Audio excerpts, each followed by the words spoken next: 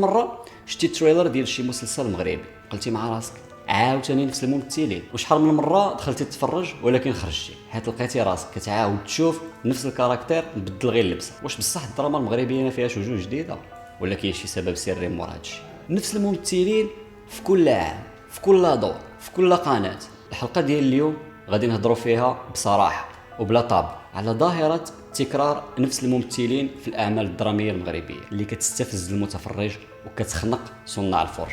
كل موسم رمضاني جديد كيمكن لك تلقى تقريبا نفس الوجوه في كل عمل درامي في المسلسلات وفي الافلام رغم اختلاف القصص. هاد الظاهره ماشي صدفه، تقارير اعلاميه كشفت ان مجموعه من الفنانات والفنانين اللي كان عندهم حضور قوي فجأة طفاو وكيعانيوا من البطالة الفنية بسبب احتكار نفس الشخصيات نفس الوجوه في كل موسم. هذا الشيء وقع حيت شركة الإنتاج كتعتمد على حلقة مغلقة من الفنانين والفنانات والمخرجين وفريق العمل، يعني كليكات كيتقاسموا القويمة بيناتهم، والنتيجة المتفرج كيشوف نفس الرؤية نفس الفريق في اي عمل. الاحتكار في اختيار نفس الممثلين ونفس الممثلات الى حد ما بقاش مجرد خيار فني، بل راه مشكلة منظومة اللي كترسخ البطالة الفنية وسط الفنانين الحقيقيين. تقارير وضحت أن عدد من الفنانين والفنانات اللي كان عندهم حضور قوي في جميع الأعمال فجأة تطفاو.